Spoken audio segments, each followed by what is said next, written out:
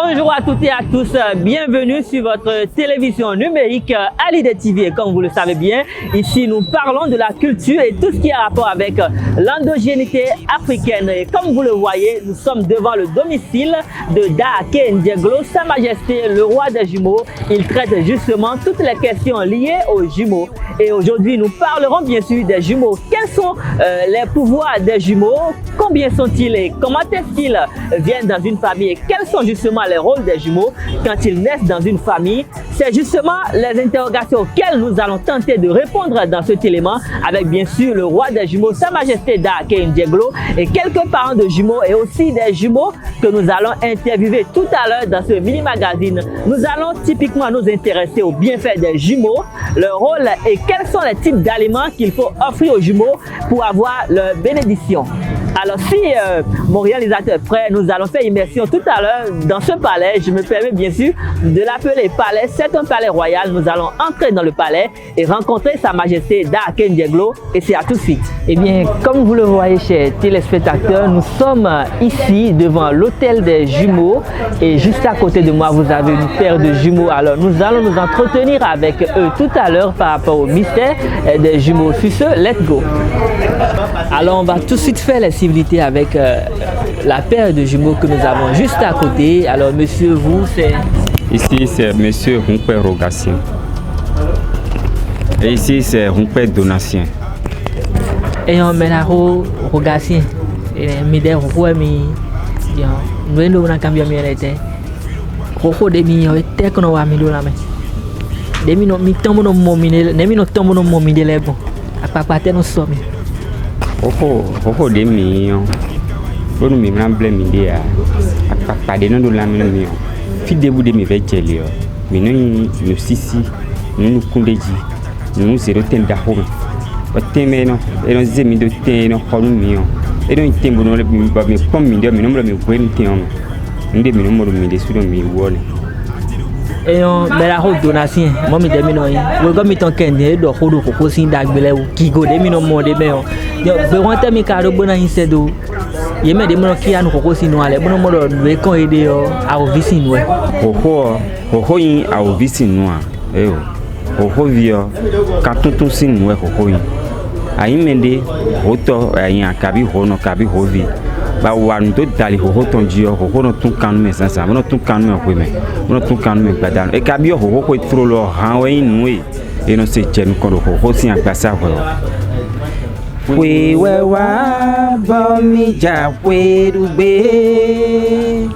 we wa ba mi ja we dugbe kabili kojo chile ye ko he ubolene boko he avobo gbane boko he chokoto done salo vekpen lebo done le mi mo vodun gbede we mi me ho hole vodun gbede we mi me ho hole mendele no zero cause dairuna me no zero dairun ho inu be ase so dairuna ho inu be ase so ko kona ho no sisi we yo wendo ho vodun kale vodun de ble taru vodun le bisese. Comme vous le voyez, les jumeaux Donatien et Rogatien viennent de nous fredonner une très belle chanson tout à l'heure. Alors je vais me permettre avec le plus grand respect que je leur dois de me psalmodier un peu le panégyrique, j'allais dire, voilà, le panégyrique des jumeaux. Tobo totio able koko azimando mando able monoclepon chale zuno mbati mbayo kogbono manji on viro kwa gidaton we kodo pele bojiwe viyono nukume mayo no sisi nukume no sisi mambo de kodo boya edo viro le kuin vio azamaya ton ye kawa vi pa un koklo azinde ka vive boman gomelifin bobliko choe atramande mi faji fagizi badragizi akpadi mime akpadi kancha. Merci à vous, chers jumeaux Donatien et Rogatien. Ainsi prend fin l'entretien de ce jour. On va tout à l'heure rejoindre le roi des jumeaux, même Sa Majesté Daake Ndieglo. Mais bien avant, je vous propose une pause publicitaire.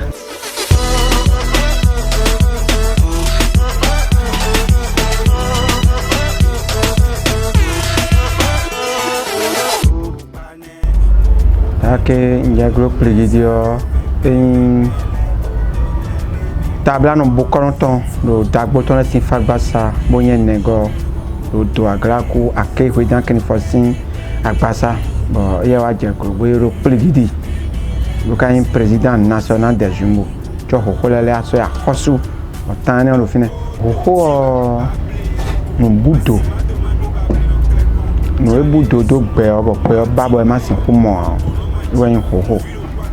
do minado ho minado peto yin ho ewe minado a me ye wa ye ro fine o ewe minado don no yin ho yin vie jiro po yin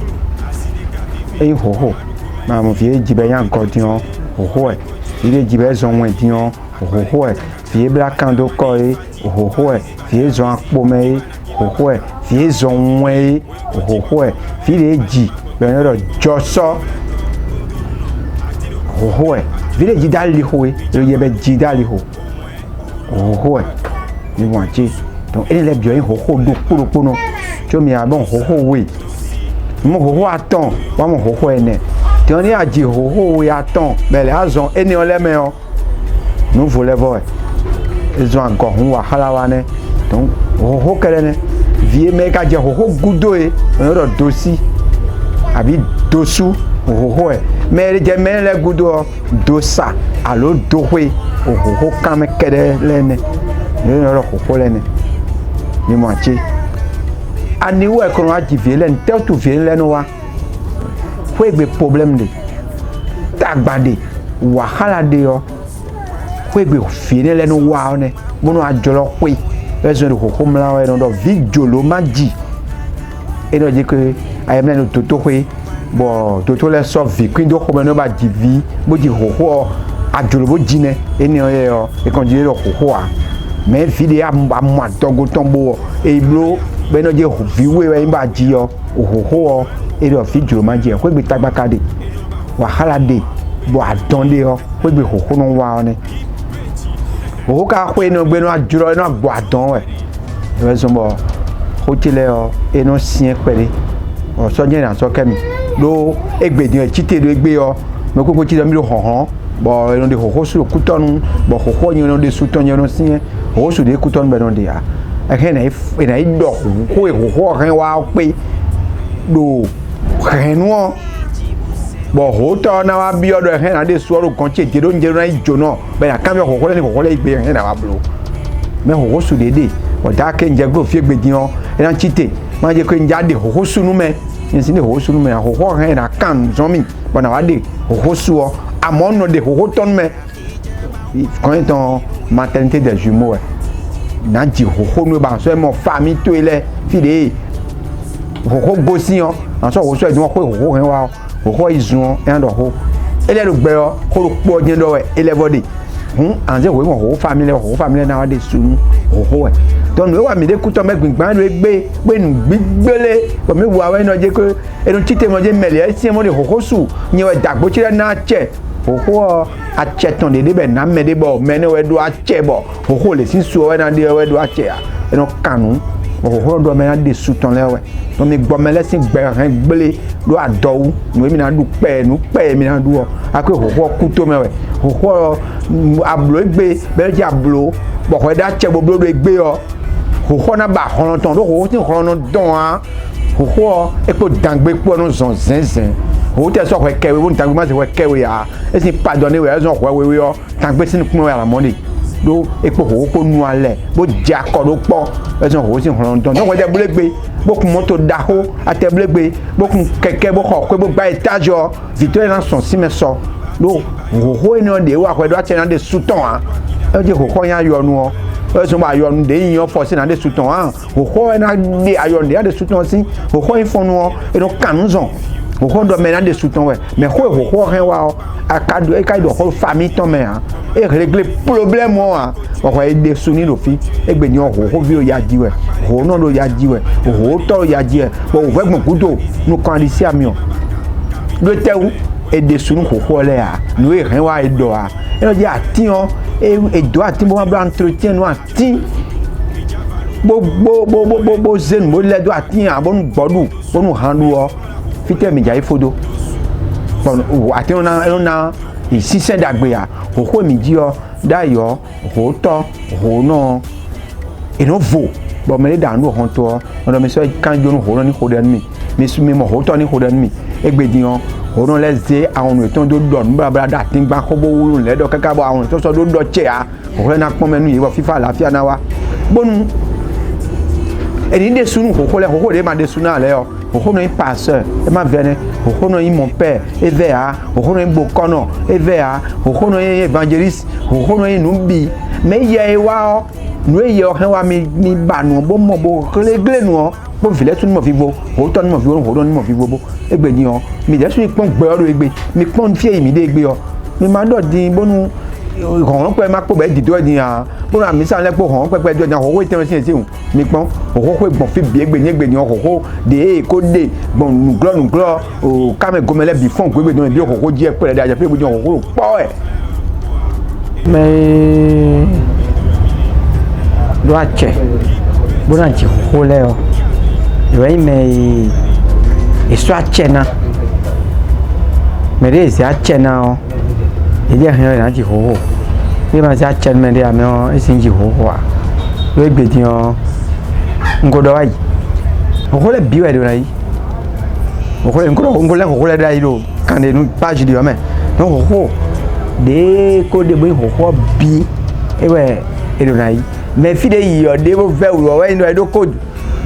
ni won we zon akpo me we zon agoso e yan ne we no sun gbon me no pla ne kun pla gbon ndo yin we ni mo ache da ke ri do mi kenkan bo jo nu inu no do nu no le bo ni blo mi dele o ta ke nje glo pligidi e be ho ti an azo sin 10 décembre 2016 la première édition mais nous on a préparation de 1999 et ouais nous tout ouais nous c'est moi dit kaka bah nous c'est première édition de 2016 mais quoi connaît bien blo mais moi j'ai on m'attend que minto pour préparer pour adjadi ouais au cas de où dake njeglo ede kaka ndo fondation ho no budo nkre choba gbedian me ado fraternité ho no budo kan beta ho no budo ne ka jo endo dake njeglo ede ton me ke mina pele abi dake njeglo na tite bo jo ho no me bo na yin kwedo to na yin o kweno mo ya mi me de do ho do egbe de tewe ka do gbeta pele gbeta na pele gbeta bo ho to me na yan o we nu mi o do party de don no ho to ho no jia egbe yan ho to ho no do ya jiwe ne mi kan blogbon bo ho vi dem na jia ho to me na jia ho no ma kan jia ne mi kan blogbon me na se ho me se ho do hun da la ne mi blogbon me na se ho do dai hun na me ho version sinwe abi e mo poro de kwenu me no de kwem le sin no je ni ya ki me wi ho bo chevi anu mo me ajoro ho ya je mo fo eso me c'est grave ni moi egbe di on me proposer ho e je ho je gan ta te da alors ta bonu bi ogmo akime o feme o ba me ho no bi on gbon ba me o ya fite mi ka sele be je kan me je ho ni bi on no ba me fite mi ka se o je ho ni bi on no ho ya li ho no me ma je ni bi on no feme ne Dion hono bon ba me ko honto alipa mo bionu ho zunde tele meton le mi de mi babo ni ati menu mi ho eno bio endo ni wala kinu mi ba ye ka fi na wala kinu ni yo on le kan mo ho no do e ame gbe dion mi amoje le kun so mo bo des autres bio ho to me bo de o to gami ton sisi jeha e sonu so yin kai me po won kai olon dion ho to me ra bio bo ho jinu me le bie be yin fa gbe din eyan pele gbe din ho je mo me le bie be ho jinu ya des autres bo me think be ka bo sin sen gan ye pele we donc fraternité ho no budo wa jodo egbe bodo installation le blo 12 département mi do me ko coordinateur le installé we yan installé coordinateur 12 département dans le coordinateur na installé combien on a installé arrondissement là arrondissement a installé quartier là do ho en vodun a e ji ho e bo vodun ka nu kon ho a nde bu ka do ho so ho a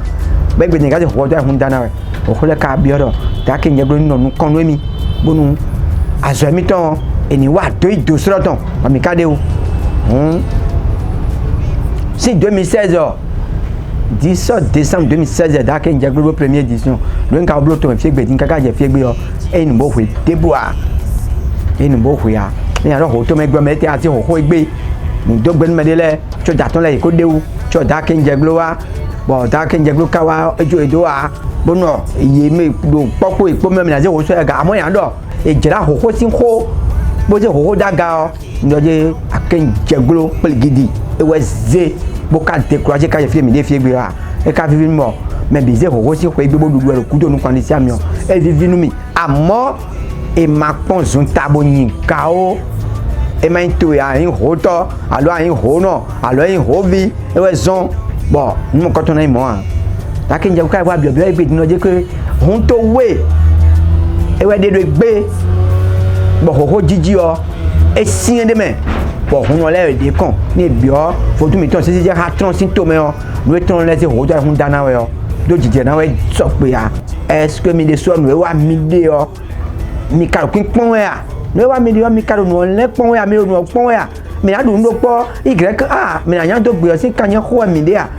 pero il faut do no yipo mo lo je ke ho ko la mi ano e bo le do kan ro mi no mi jo ho do mi ho no le bo mi toju nu e se no mi se kwa mi ton be bi eme o mi toju nu o bo se nu o bo wuli bona gbogbo geduda parce que gedune da ken jeglo plegidi wa di don mi e do gbe do jele mi kenken viwe mi yin gbeto mi yin be ji e ma so mi do da hun afi mi da hun je o epe don sin de wa hoho to me a hun jenu kan hun le biton hoho e begbe jon hoho ka yin ai hun danu ndo ma sonu mi sin fi egbe din lo jele fraternité hoho nu budo jo e jona to nu gege e we do jona bo mi na pon me yin mi ano le gbogbo we to kan tu me me fon le wa bi no tabi emele o est-ce que mo je ero nu o sinu wa gbon mi amo a abide mi pa bono pa ka ja ton ho lo e kloro mi si donje mi aje ho do du na ni comprend bo kaka je aje ho e on dasina o to so gbe ami kenken mi jonu mi na do mi wulo da yo fi mi ton le asimi ton na du se o ve ton no so